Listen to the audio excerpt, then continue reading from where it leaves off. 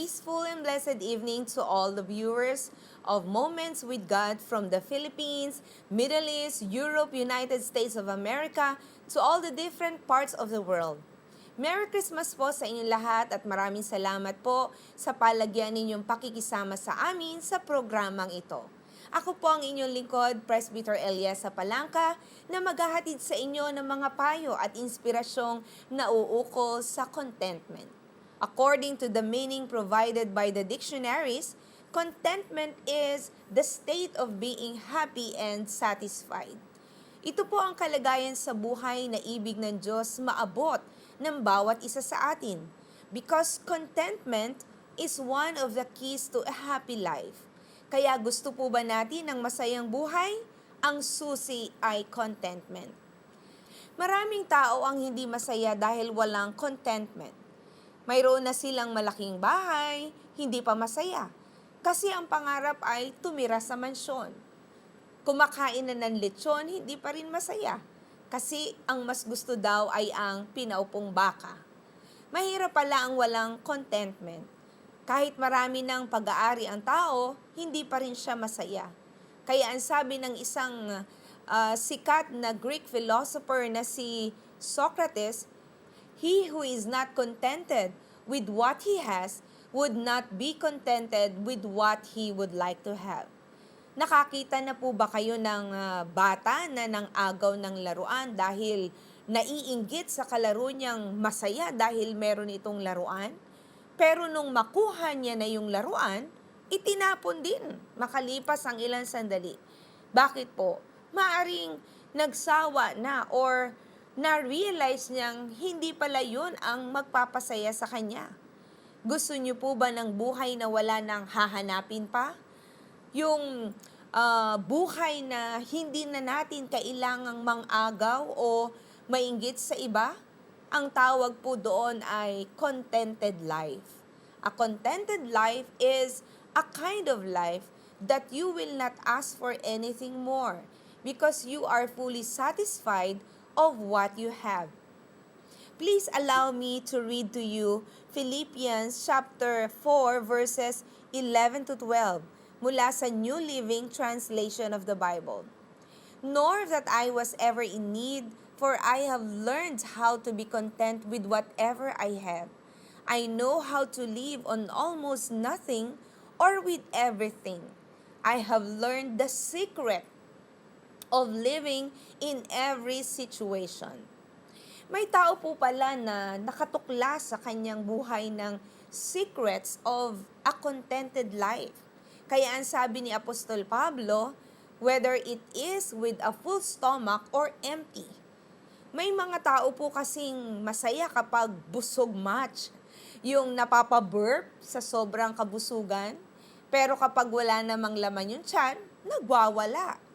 May secret po pala kung paano magiging satisfied and happy tayo in whatever situation we may be, with plenty or little. May sikreto po pala kung paano hindi mababago ang iyong saya. Marami ka mang pera o wala. Gaya ng sabi ni Apostol Pablo, naranasan daw niya ang mabuhay ng meron ng lahat ng bagay. At naranasan din niyang mawalan ng lahat ng bagay. Pero nahandle niya ang anumang sitwasyon. Kaya ang kanyang salita, "I have learned the secret of living in every situation." Ngayong gabi, dito po sa Moments with God, ay ibig kong i-share sa inyo ang secrets of a contented life. Handa na po ba kayong tuklasin ang mga sikretong ito sa buhay na wala ka nang hahanapin pa? O sa buhay na wala ka nang hihilingin pa? Ihanda na po ninyo ang inyong notebook at ballpen o kaya ang inyong iPad para ilista ang mga secrets of a contented life. Number 1, seek God in your life. Ang sabi po sa Psalms chapter 34 in verse 10, "The lions may grow weak and hungry, but those who seek the Lord lack no good thing." Ang leon ay kilalang king of the jungle. Though ang tunay nilang tirahan ay sa open savanna, malawak na kalupaan o kapatagan na mayroong mga damo, halaman at ilang mga puno. Ang mga leon ay alam nating great hunters. Kahit mabibilis na hayop gaya ng zebra o ng pambansang hayop dito sa Middle East, ang gazelle o Arabian oryx, ay kaya nilang lapain. Lion King talagang matatawag dahil kahit mas malalaking hayop sa kanya, ay hindi niya kinatatakutan kundi kaya niyang hulihin tulad ng buffalo, giraffe, crocodile. Pero may mga times pa rin that a lion dies of hunger. Pero ang sabi ng talatang ating binasa, the lions may grow weak and hungry, but those who seek the Lord lack no good thing. Kapag nahanap po pala natin ang Diyos sa ating buhay, wala na tayong hahanapin pa.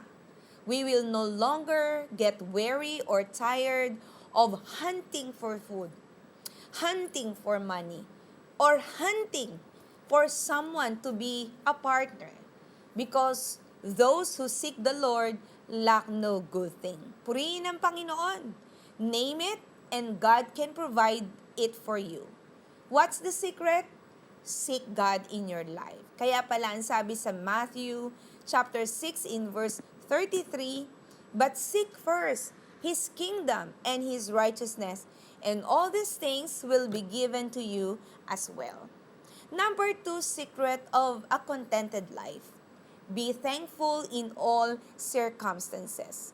In 1 Thessalonians chapter 5 verse 18, be thankful in all circumstances, for this is God's will for you who belong to Christ Jesus. Tunay madaling magpasalamat kapag maayos ang ating kalagayan. Madaling magpasalamat kapag favorable sa atin yung nangyayari.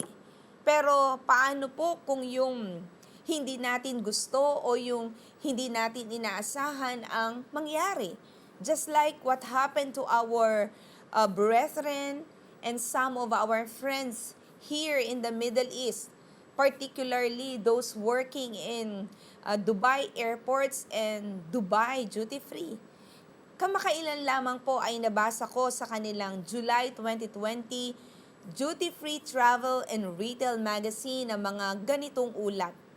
According to the Executive Vice Chairman and CEO of Dubai Duty Free, Cole McLaughlin, Dubai International Airport last year, 2019, welcomed 89 million passengers, and the forecast for this year is 25 million. Imagine nyo po, 64 million passengers ang nawala sa kanila. He also mentioned Dubai Duty Free's overall sales for the year are down by 57%. Mahigit kalahati. Alam po natin na ang Dubai Duty Free ang top selling among all the duty frees around the world. Isipin po natin, they generated over $2 billion in 2019 pagdating sa sales. But on the traffic forecast, it has. For this year, ang kanilang maximum sales will only be about 600 to 700 billion dollars po ang lugi nila sa taong ito dahil sa pandemic. Kaya wala silang ibang choice kundi ang magbawas at magtanggal ng mga tao. Otherwise, they won't survive. So, ano po ang naging sikreto nila na ituloy ang operation despite the crisis? They have learned to be thankful that despite the pandemic, they can still keep the company alive.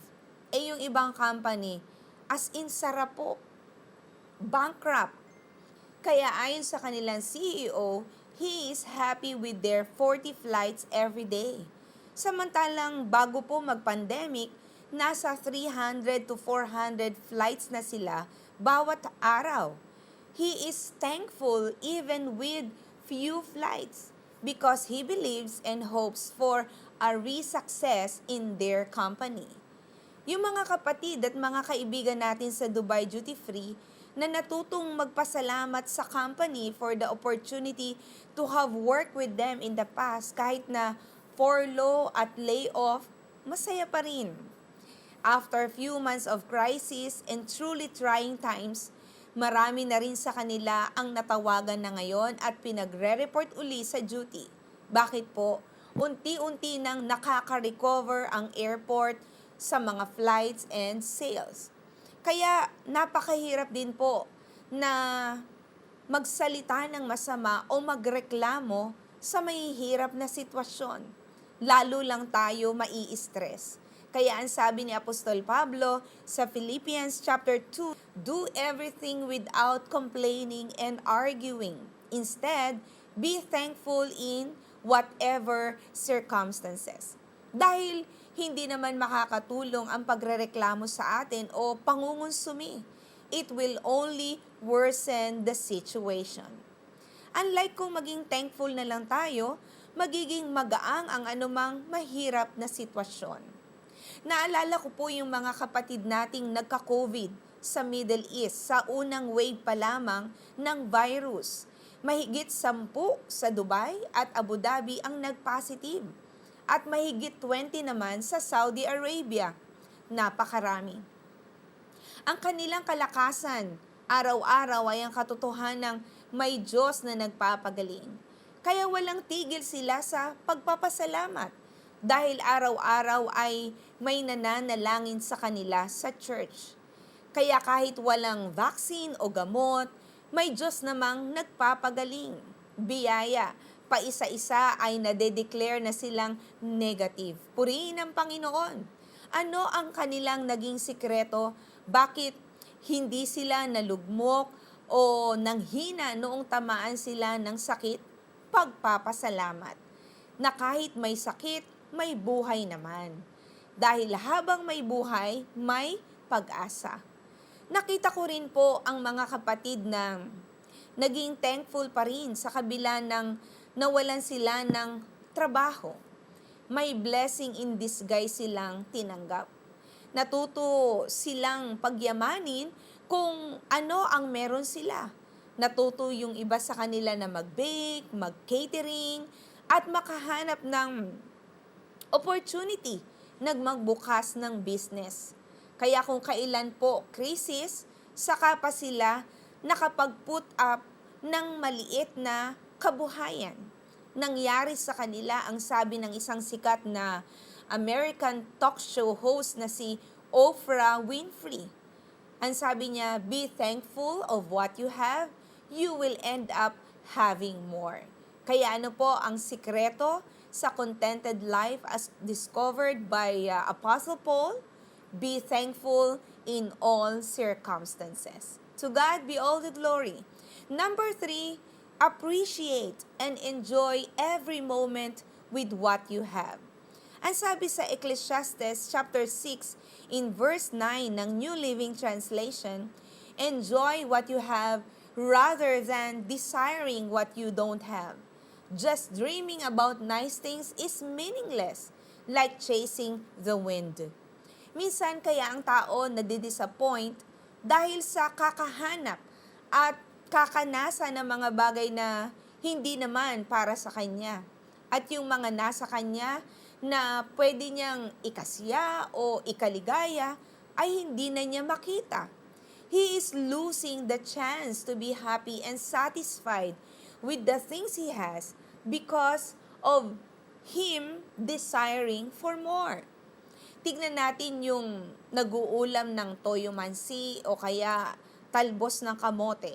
Sarap na sarap at masaya sa kanilang kinakain. Bakit po? Natutuhan nilang i-enjoy kung ano man yung meron sila. Yung taong mapaghanap, ang dami na ngang nakahain sa lamesa, panay pa reklamo, kaya ang tendency, hindi masaya. Gusto po ba nating maging masaya ang kainan natin ngayong Pasko at bagong taon? Appreciate and enjoy whatever is on the table. For sure, masaya ang magiging pagsasalo-salo ng pamilya o magkakaibigan. Tingnan din po natin yung mga nagkaanak ng may special needs. Bakit sila happy and satisfied? They have learned to appreciate and enjoy their children. Mahirap din po kasi na i-compare natin ang ating mga anak sa anak ng iba. Kasi magpapalungkot din yun sa atin bilang magulang at sa anak natin. Subukan po nating i-appreciate sila sa mga tama nilang ginagawa para mas ma-inspire sila na yun ang lagi nilang gawin. Bigyan natin sila ng rewards sa bawat accomplishments nila. Instead na sisihin natin sila sa mga maling bagay na kanilang ginagawa. I-encourage na lang natin sila. Isang araw, yung mga katangian na gusto natin para sa kanila, higit pa ang kanilang maa-achieve. Why? The secret is appreciate. When we learn to appreciate the strengths of our children, you will not end up a nagging parent, but the best mom or dad in the world. Remember, appreciation begets appreciation. When you know how to appreciate others, they will reciprocate you with the same appreciation. Sa mga nakapag-asawa po ng not so perfect person, paano po ang ating gagawin para magkaroon tayo ng contented life? Appreciate pa rin and enjoy every moment with the spouse that you have. Kesa yung maganda nating kapitbahay ang tignan natin, yung bigay na lang ng Diyos ang ating titigan. Instead of dreaming to be with a handsome husband na kamukha ni Tom Cruise or ni Kim Tae-yong, appreciate and enjoy being with the most suited partner God has perfectly matched for us. Magiging masaya ang ating buhay. Paano po ako mag-e-enjoy kung maiksing panahon na lang ang natitira sa akin? Nataningan na po ako ng doktor. Appreciate and enjoy every moment that you have. Kahit isang linggo na lang po ang natitira sa akin, opo, do what you love doing. Instead of making your days full of sorrow dahil sa kakaisip ng taning mo, enjoy mo na lang every single moment that you have until your last breath. You will surely live your life to the fullest. Who knows? Yung taning ng doktor sa'yo ay malampasan mo pa. Naalala ko rin yung mga mahilig mamasyal na hindi na makalabas dahil nga sa nakaraang mga lockdowns, quarantine. In-appreciate na lang nila ang bawat sulok ng kanilang bahay at in-enjoy ang bawat araw na nakakulong sa bahay. Gaya nga ng sabi ni Pangulong Duterte, ikot-ikot lang muna kayo sa bahay. Punta kayo sa South Kusina, Sala Union, Kwarto Prinsesa, or Banyo City. When we know how to appreciate and enjoy whatever we have, walang magiging problema. It's the secret of having a contented life. Biblical inspiration. Para po sa ating Bible inspiration, silipin natin ang mga salita ni Haring Solomon. In Ecclesiastes chapter 2 in verses 4 up to verse 11, I also tried to find meaning by building huge homes for myself and by planting beautiful vineyards. I made gardens and parks, filling them with all kinds of fruit trees. I built reservoirs to collect the water to irrigate my many flourishing groves. Pagdating pala sa mga pag-aari, hindi pahuhuli si Haring Solomon. Damaging sa sobrang yaman niya, he even had numerous slaves and entertainers. Ang sabi po ng talata, I have both slaves, both men and women, and others were born into my household. I also owned large herds and flocks, more than any of the kings who had lived in Jerusalem before me. Kaya ang kanyang mga pag-aari ay walang katulad pagdating sa mga hari na naging hari noon sa Jerusalem. Talagang masasabi na siya ang pinakamayaman. Kaya ang sabi niya, I collected great sums of silver and gold, the treasure of many kings and provinces. I hired wonderful singers, both men and women, and had many beautiful concubines. I had everything a man could desire. So I became greater than all who had lived in Jerusalem before me, and my wisdom never failed me. Dahil pala sa kanyang talino, ay mayroon siya ng lahat ng bagay. Anything I wanted, I would take. I denied myself no pleasure. I even found great pleasure in hard work, a reward for all my labors. But as I looked at everything I had worked so hard to accomplish, it was all so meaningless, like chasing the wind. There was really nothing worthwhile anywhere. Kaya sa lahat ng mga bagay na kanyang tinamasa, lahat pa lang yon ay nakita niyang walang kabuluhan. Ano po ang nakita niyang true meaning of his existence na nagbigay sa kanya ng full contentment in life? Ang sabi sa Ecclesiastes chapter 12 verses 12 to 13, But my child, let me give you some further advice. Be careful, for writing books is endless, and much study wears you out. That's the whole story. Here now is my final conclusion. Fear God and obey His commands, for this is everyone's duty. Kaya nakita niya ang full contentment sa buhay ay walang iba kundi ang gawin ang duty ng tao sa Diyos. Purihin ang Panginoon.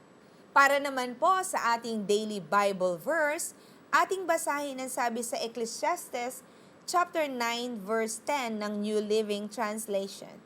Whatever you do, do well.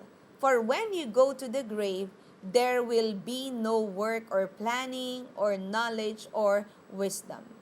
Ano mang masumpungang gawin ng iyong kamay, gawin mo ng iyong kapangyarihan.